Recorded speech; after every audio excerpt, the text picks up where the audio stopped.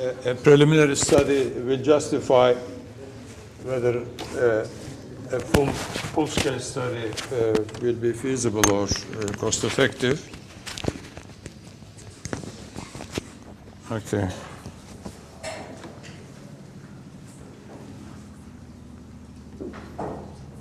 And such a project proposal, an example project proposal is included in the textbook.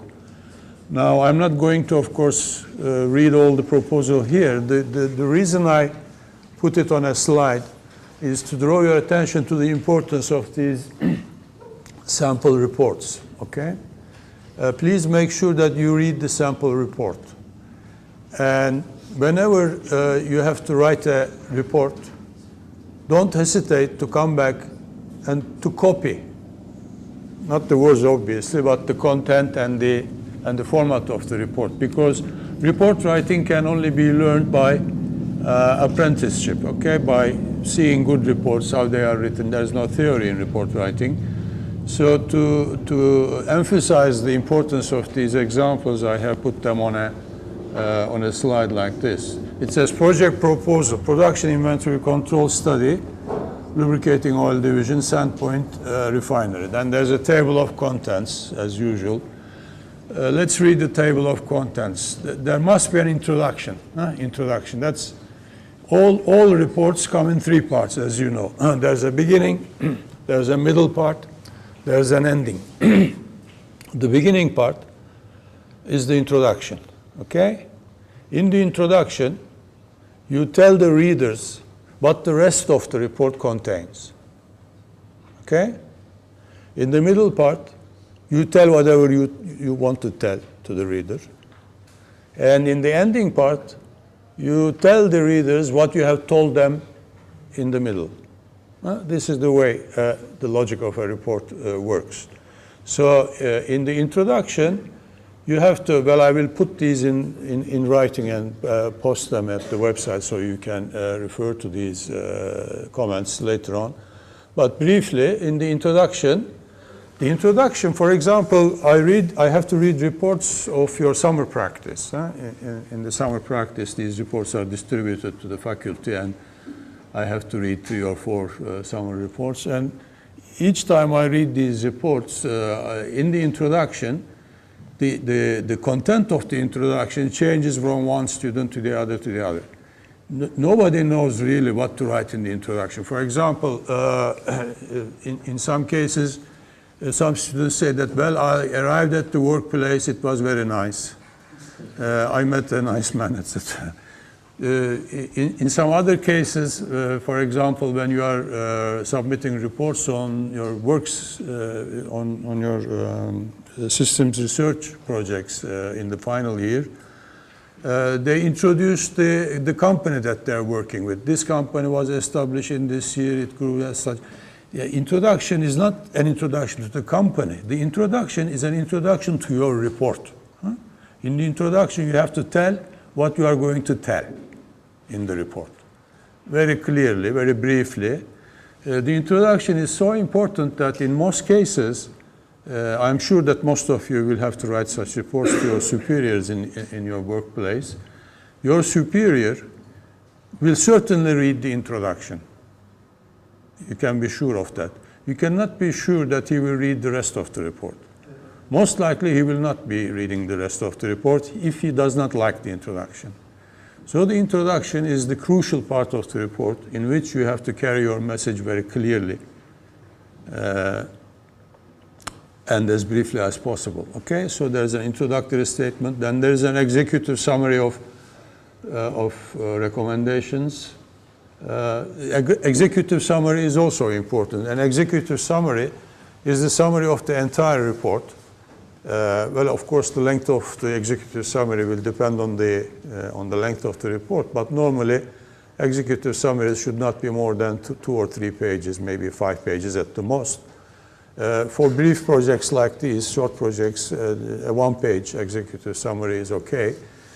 This is also important. The executive summary is not the same as the introduction. The introduction introduces and also says what has been achieved in the project.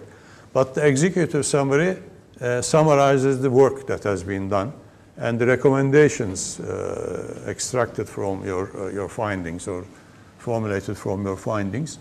This is also very useful, and you can be sure that your executives will read the executive summary. Then a statement of the problem situation, brief description of proposed analysis, and the resources required and the timetable. Since this is a project proposal, it doesn't report any work yet.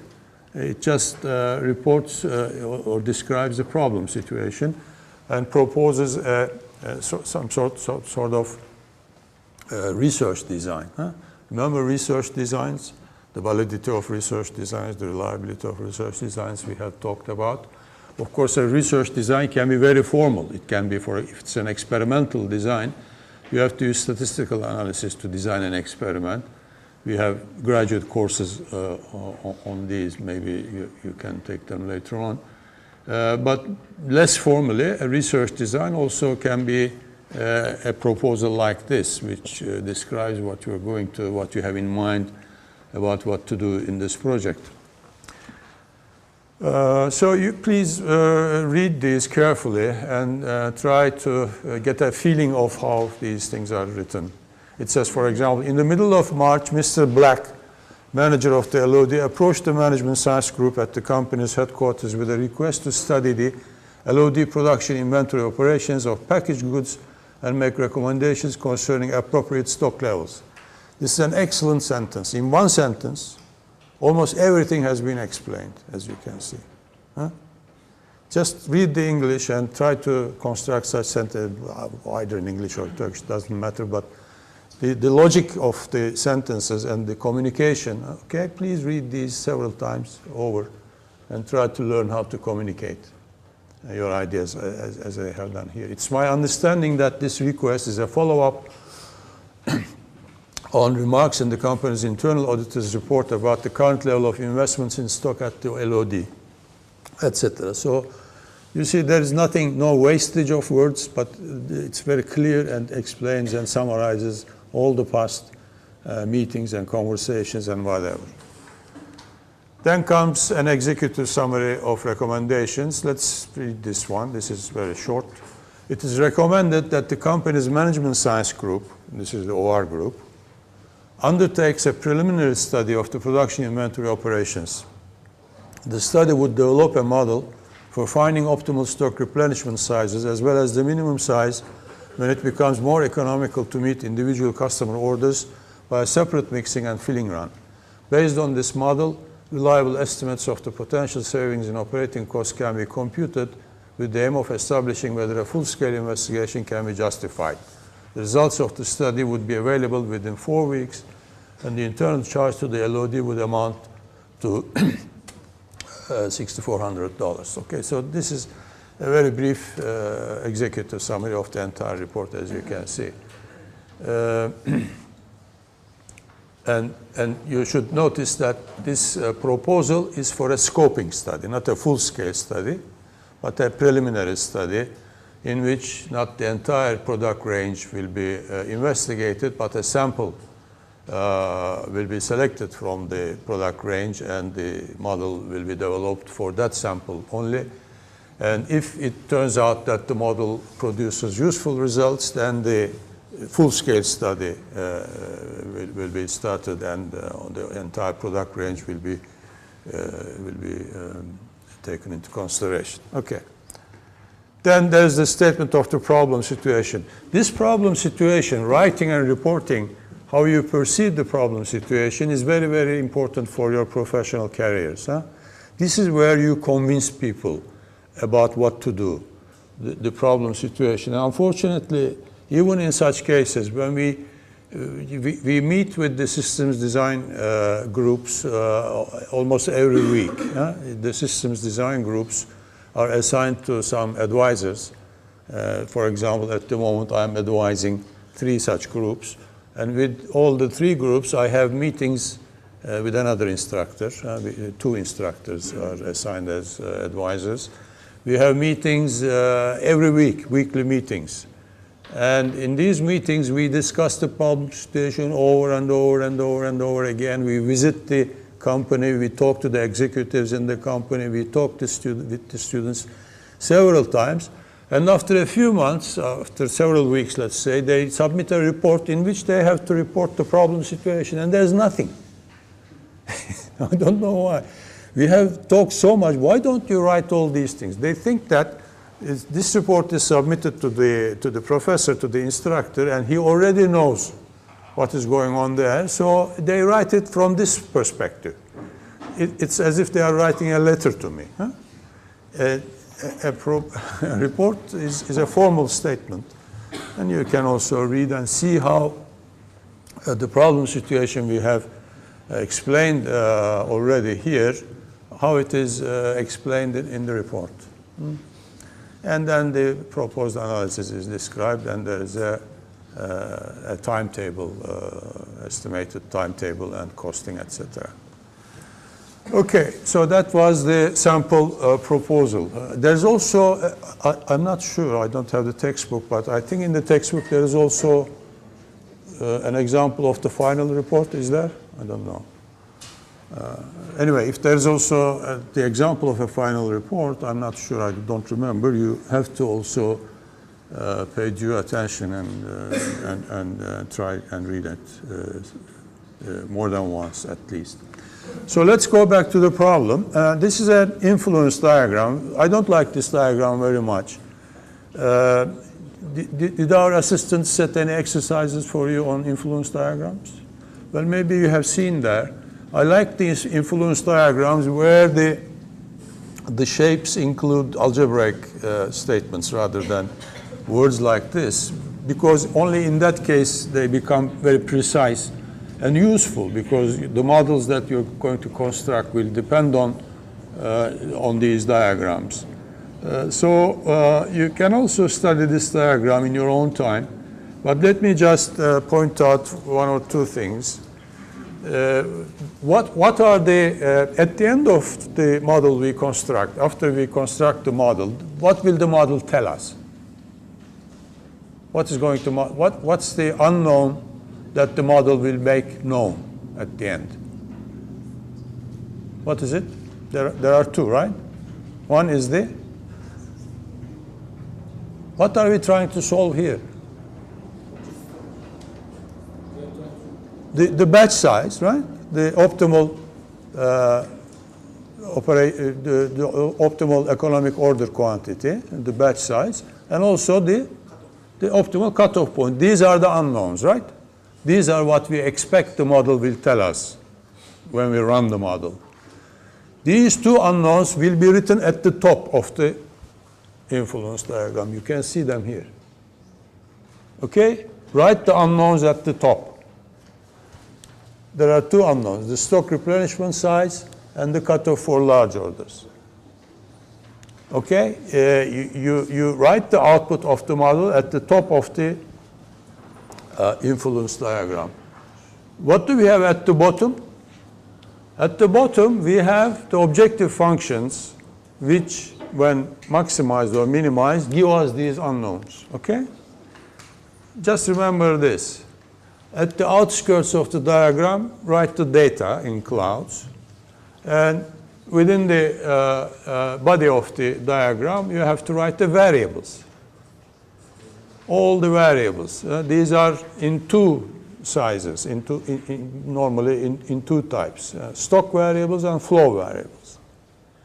And the connecting arrows indicate, for example, if I know the cutoff for large orders, then I can look at the large order pattern, and from here, using the data here, the cutoff data, write, for example, X for this. And then you look at the large order pattern. The large order pattern is D, for example. I mean, you have to produce so many drums of oil or packages of product. And then the annual number of special production runs can be computed by dividing one by the other, etc. So the previous data makes possible to compute the data coming after that, etc. And in the end, in this way, you can make up the total cost function. So this is such a influence diagram. Of course, prior to making it as precise as I am asking you to do, I mean by putting all the algebraic expressions, you can of course construct such a diagram in English rather than in algebra. That also could be useful. I mean, it's not a strictly necessary to write.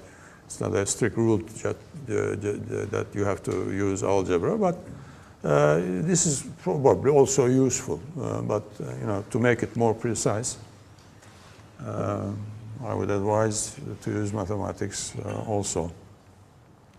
Now let us look at the LOD model. Now there are the problem appears to be simple, but mathematically it's not very simple because there are two decision variables, right? We need the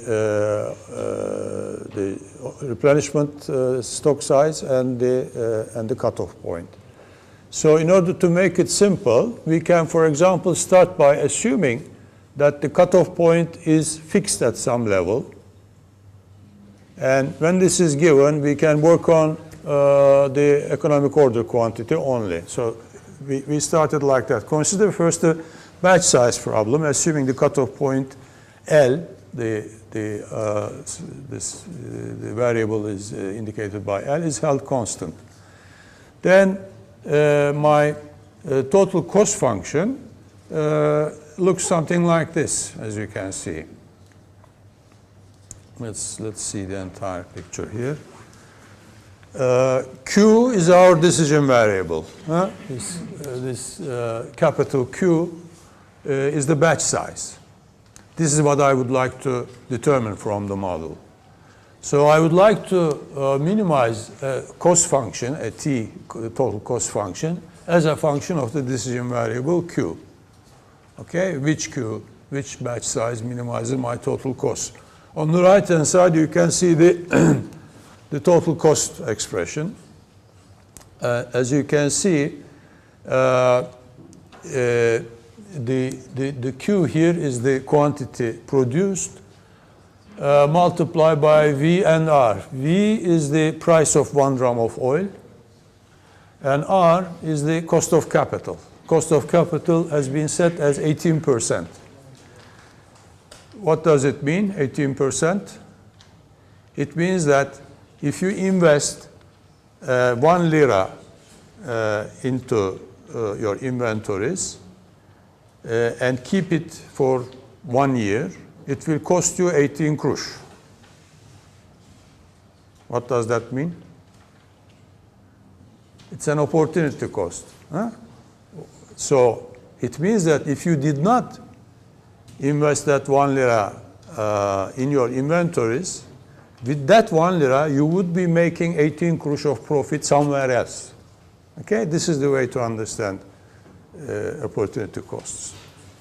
So Q multiplied by V gives us the total value of the inventory, number of units multiplied by the price, multiplied by R gives us the total holding cost value. It is multiplied by 0.5. It's a very rough average. Huh? You hold Q at the beginning, but at the end of the period, it will reduce to 0. So the average is like taking 1 plus 0 divided by 2 is 0.5. This is a very rough average inventory expression. And then you have here another cost item. D1 is the part of the total annual demand. Apparently, a sample is selected, some product is selected, for which the total annual demand is 7,132 containers. Okay?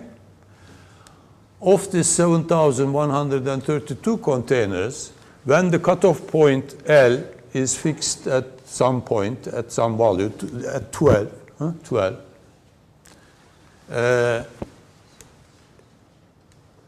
4,132 2,140 drums are met from stock, and 2,992 drums are met by special production runs, according to the cutoff point.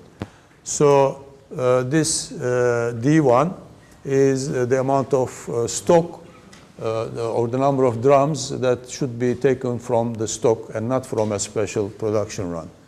So D1 multiplied by S. S is the setup cost.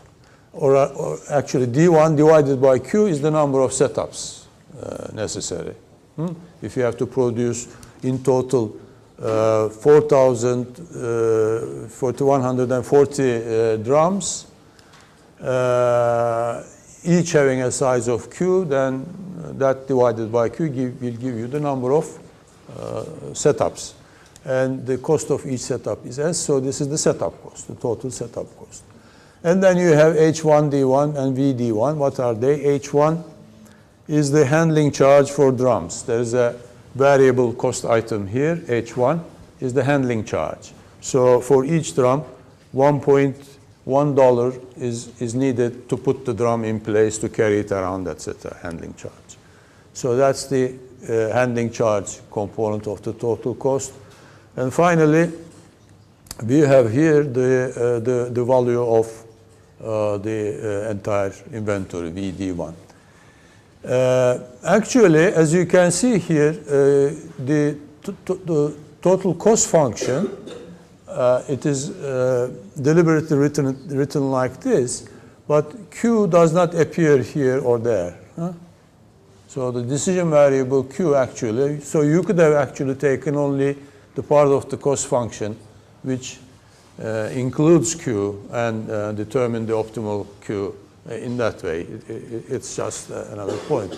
So what you do here, you can optimize this by taking its first differential and equating it equal to 0. You can easily compute this optimal quantity. Q optimal is 2SD1 over VR square root. This is the famous, what do we call this? The economic order quantity formula. It's the most simple inventory model you have, you can see really. And I assume that you are already familiar with this. So in this way, holding the cutoff point constant at some number, in this case 12 is mentioned, or it could be any other number, we can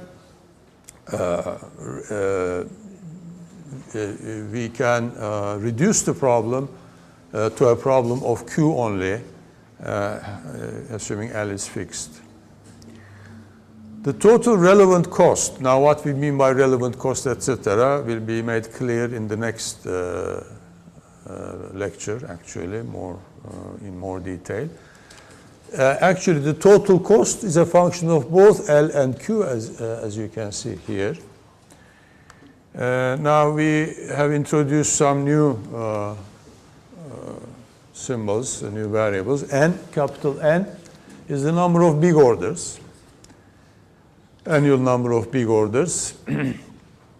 And D2, as we said, is the total number of drums to be shipped directly to big customers. In this case, the total cost, actually, we see the previous cost components here, but there is also this cost, S times N, times N. S was the setup cost, and since you are going to receive N big orders, there will be N special production runs for each of these orders. So S times N is an additional setup cost coming from, originating from big orders. For example, since the number of all orders is 1266 when L is equal to 12, N becomes 1266, 187, and in this case, Q, which we can compute from the optimal, from this expression here, Q comes out as 50.9.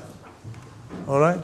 So if L is taken as 12, then the economic order quantity computes as 50, something like 51, in which case the total minimal cost for L will be computed like this. I have written all of these here, not to explain them step by step, because this is a very trivial and easy exercise, but to show you that you have to, you see the textbook provides Excel charts for many examples that are used in the text. These Excel charts, did we put the Excel charts at the website? Well, if not, I will put them immediately. These Excel charts are live. I mean, you can download and work on them, work with them.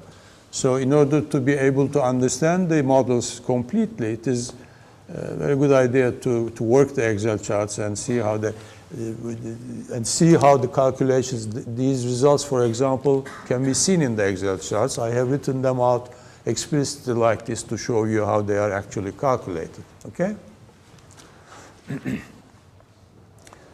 Now, okay, so we have, at the first stage of the analysis, we have solved the economic order quantity problem, and we have computed an optimal solution, Q star, which depends on the value of L. In the second part of the problem, we have to compute the optimal value of L, optimal value for L. For any L, we know how to compute the optimal value of Q. But what's the optimal value of L? Now, of course, one way to do it, you can now take this total cost function, which is a function of two variables, L and Q, and again, using calculus, you can try to compute the optimal value for L also. You can do that. But since you have, if you have a spreadsheet like Excel, sometimes instead of using calculus, there will be nonlinearities, etc., sometimes. It is easier to use the Excel as a trial and error sort of calculator and try to find the optimal by enumeration. Enumeration. The optimal solution can be determined by enumeration, that is by trying out different values for L. You know what enumeration is? For example, you have seen some integer programming theory, right? In integer programming, there are essentially two ways to attack an integer programming problem. One is called cutting planes. Did they teach you these? The other one is branch and bound. What do we do in branch and bound? How do we compute the optimal solution in a branch and, using a branch and bound approach? We work with a tree, right? A tree. Didn't you carry out such exercises in integer programming? You must have. I mean, you try to enumerate. You try to, for example, one of your integer variables, x1, will take three possible values, 0, 1, 2, so something like that. Another integer variable, x2, can take two other possible values. So 2 times 3, there are 6 possible combinations. If your objective function depends only on these two variables, then you can, enumeration means you can try out all the 6 possible combination solutions and look at the results and choose the best one. This is what we mean by enumeration. Kaba kuvvet yöntemiyle. The branch and bound, of course, is not as stupid as that. It works more intelligently. What's the idea in intelligent enumeration? What do we call that? Implicit enumeration. I mean, you should be familiar with all these concepts if you have taken all the OR courses. I don't know what happens in these courses. implicit enumeration. That is, a branch is cut off. Branch and bound is your branch on the tree, and in some branches you determine that there will be no possibility of getting a better solution, so you do not enumerate them explicitly. You enumerate them implicitly. Anyway, let's not spend too much time on that. We can use enumeration here. Let's see how it goes. This is the Excel chart that shows us the calculations. As you can see here, we have the cutoff point. The cutoff point can be 1, 2, 3, 4, 5. For example, if it was 12 in the example. What does it mean, 12? If the order is greater than 12 drums, you assume that it is a large order. If the order, a customer wants to send me 9 drums of this product, then it's assumed to be a small order. So the cutoff point is 12. Then 15, 16, 20. Here it goes one by one, and then of course you can carry on increasing these one by one, but for easy reporting, it goes up to 48 like this. The demand from the stock that has to be satisfied from the stock when the cutoff point is this is listed here. For example, at 12, it was 4140, as we have seen in the previous slide.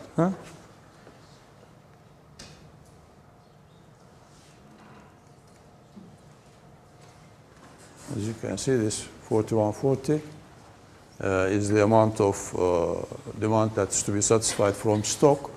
It came out as a result of taking L at 12.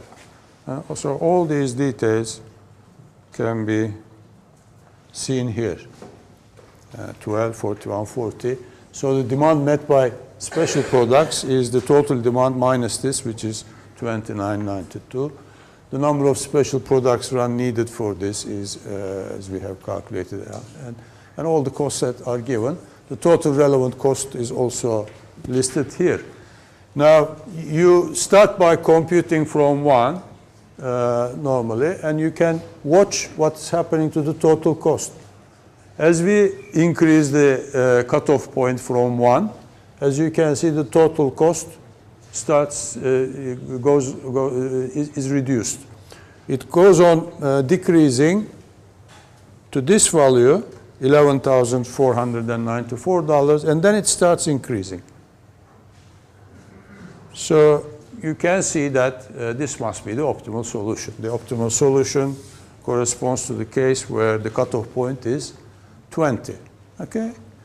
Since this is a very, very simple problem, you don't need to use any calculus or anything like that. If you write the total cost functions correctly, the Excel will give you the exact answer in a few seconds by enumeration like this. Why does the total cost starts to increase after the cutoff point reaches 20? Well, you see, if we take greater cutoff points like 36, for example, then the amount of stock to be met by special runs reduces, is less, and the amount of stock, amount of production that has to be put into stock increases. That starts to increase the inventory holding cost. Here, why is it decreasing when we go down from small numbers to large numbers? Here, the dominant factor is the setup cost. So it is decreasing. The number of setups is decreasing. So the inventory problem is always a balance between inventory holding costs and setup costs. You have to, one goes up, the other one comes down, and the result is something like a U curve. You are looking at me as if you are hearing these things for the first time. Huh? You should know all these things. Okay, so this is the Excel chart. I'll put these on the website. You can download it and make sure that you understand how it works. Now, extending. Okay, let's take a break. Well, the answer is no, because we have finished as far as our boundary judgments allowed us. Remember that we made several boundary judgments, and even disregarding all of these boundary judgments, we can still think of some new alternative courses of action. So our work is never finished when you get a result from your model. Huh? You have to always modify your model, look for more sophisticated cases to analyze, and also extend the boundary. This sort of questioning your model results, actually means that you are changing your boundary judgment. So let's see these. Extending the project from the scoping to a full analysis would include several steps, such as these. For example, repeating the solution for all the remaining 803 products. We can understand that there are 804 different products in LOD. We have implemented the analysis for only one of them. Then determining whether equipment and capacity constraints are satisfied. If you conduct an analysis for one type of product only, the boundary judgments we have made at the beginning that equipment and warehousing capacity, etc., will be sufficient, was reasonable, because one product only, the change in the production scheduling of one product only, will not make any significant demands on your resources. But if you do it for all the 804 different products, then you have to check whether the equipment and capacity constraints are satisfied. You can try out several other things. For example, combining same-day big orders. Big orders are the orders for which you can schedule a special production run. Since the order is large, it justifies the setup cost.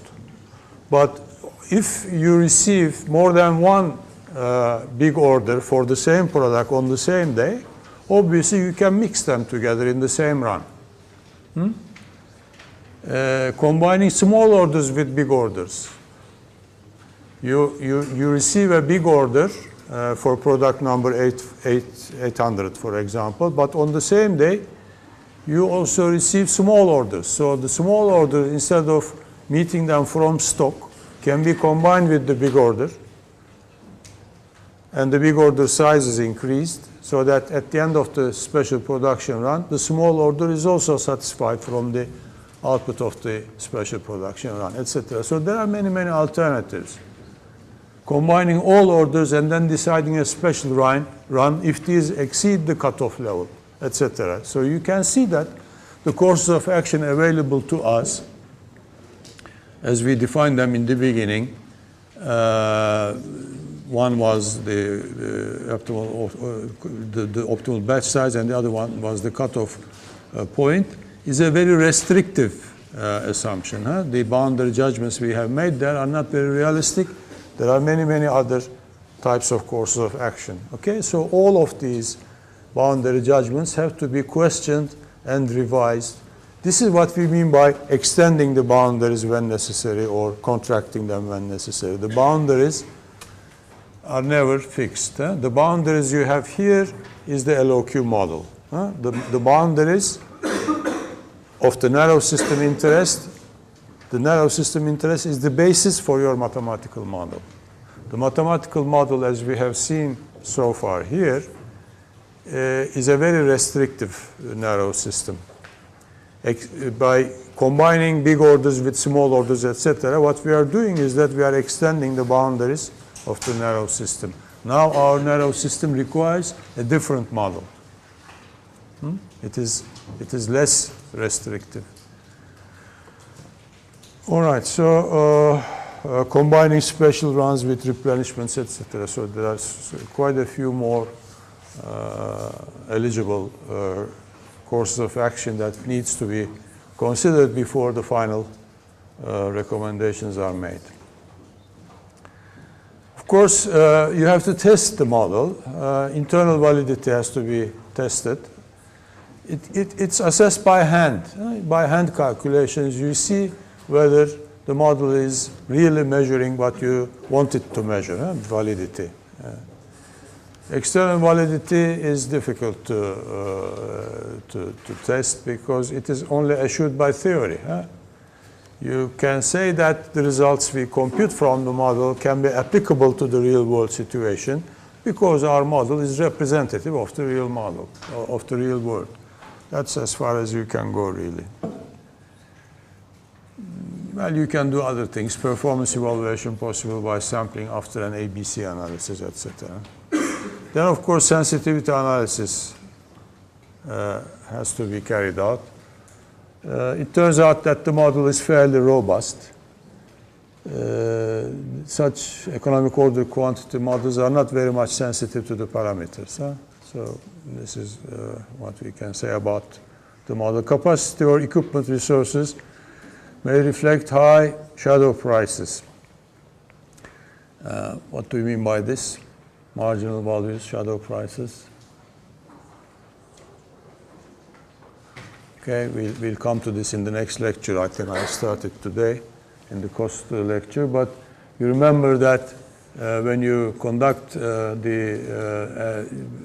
LP study, for example, the optimal solution for the LP problem is listed by a solver that's taken out from a computer. It lists several different types of data. Of course, it gives you the optimal solution. That's the important part. But it also gives you the values of the dual variables. The dual variables. What are the dual variables in an LP problem?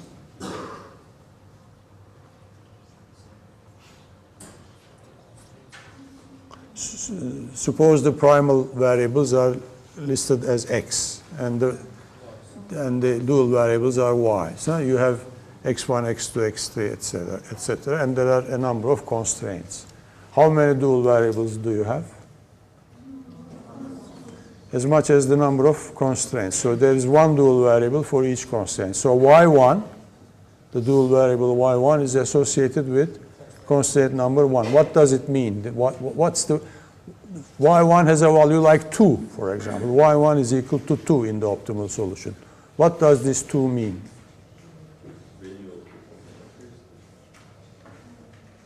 More specifically. Yes, that's true. But what is it? 2. Okay? This is what we mean by, for example, the first constraint, if it is a capacity constraint, equipment capacity constraint, as we mentioned it here, for example, it could be the constraint about the warehouse area, the storage capacity. And it came out as 2, for example. You are minimizing your total costs. The constraint says, if you put so many drums of this product plus that product plus the other product, the total area covered by these drums should be less than or equal to, let's say, 1,500 square meters, which is the area of your storage capacity or the capacity of your storage. If the dual variable comes out as 2, will it come out as 2 or minus 2? Okay, we'll discuss all of these in a moment. It will come out as minus 2. It cannot come out as plus 2. Why? Because it's a minimization problem. If you increase your capacity, your cost will decrease. That's exactly true. You are a very good student, huh? It has to come out as minus 2 because, you see, the dual variable tells us what will happen to the objective function if the right-hand side is increased by 1 unit. That is exactly what the dual variable tells us. It cannot say it's 2, because if the right-hand side is increased, it will mean that your storage capacity is increased. It's a resource. If you have more resources, your life becomes easier. What does it mean? It means that you can do better than what you have done in your objective function. What are you doing in your objective function? You are trying to minimize costs. So actually, if you have more resources, then you can minimize more, perhaps. That the change in your objective function, therefore, must be negative. It must be -2. So your cost will decrease by $2 if you increase your depot capacity from 150 square meters to 151 square meters, let us say. Your total cost will be reduced by $2. That is exactly what the dual variable means. It's a Lagrange multiplier. The dual variable actually is a fancy name for Lagrange multipliers. Anyway, so these are shadow prices. It's the shadow price means it is the price of your of each meter square of your storage capacity. The price of 1 meter square of storage capacity is indicated by the dual. Why is it not the real price but the shadow price? Why do we call it the shadow price?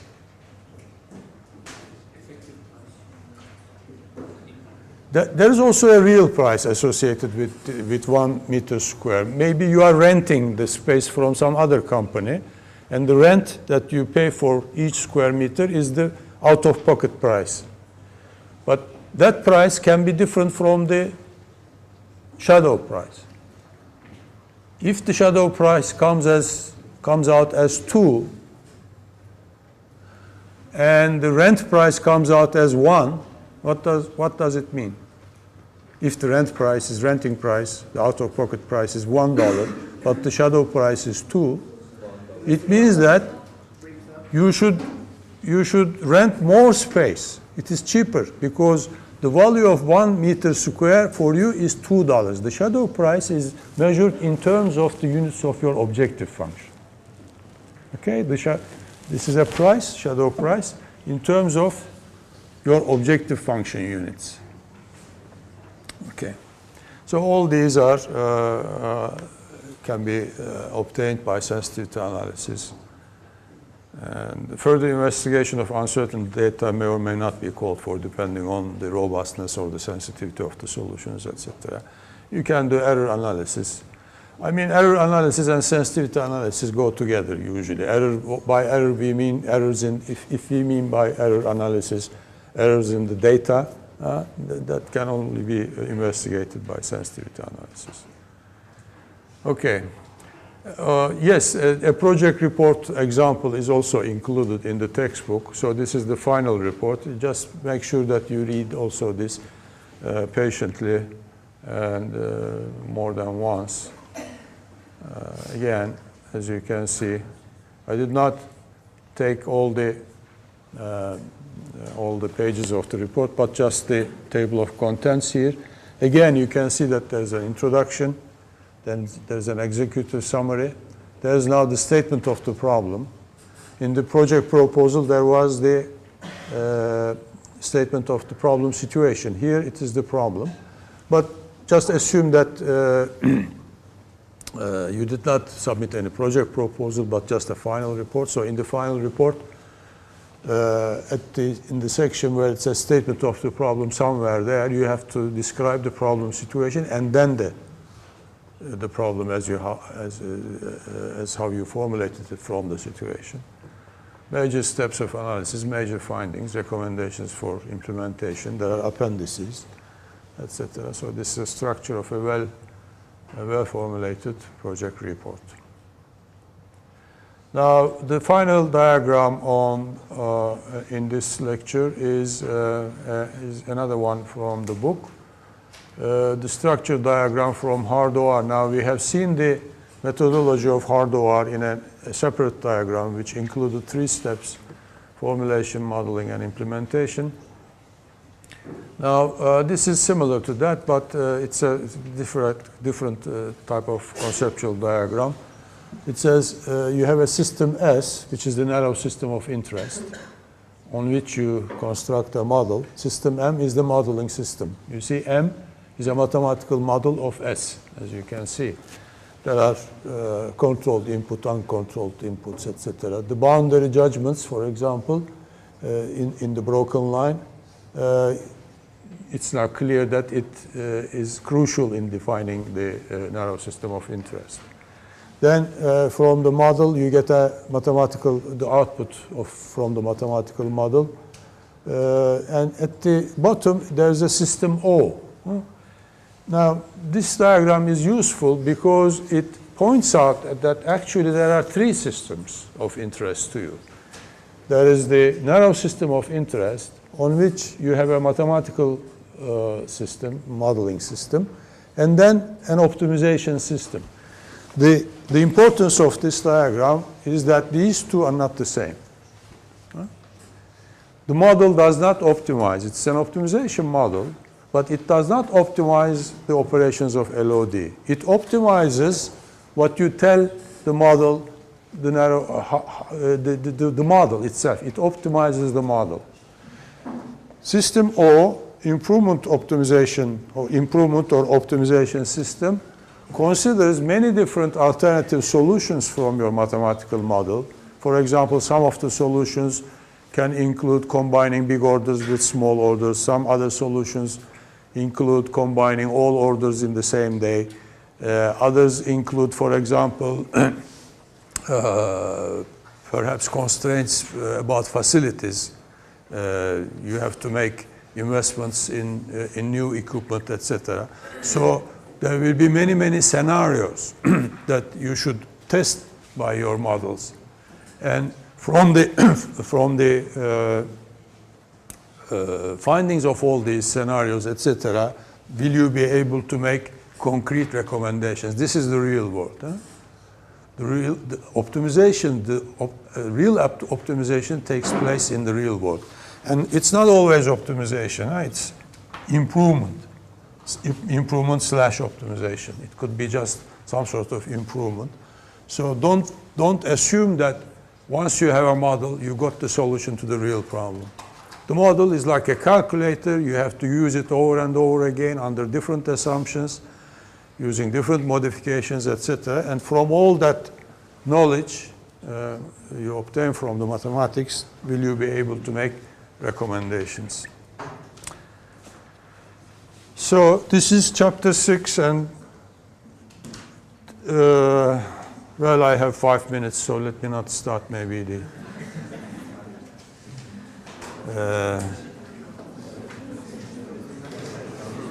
let me show you this is lecture 7. It is posted on the website, but don't download this today because I forgot to post it and I just posted it today. I will make some revisions perhaps. You can download lecture 7. This is about costs. I will make some additions, etc. You can print it after the weekend, okay? The following weekend.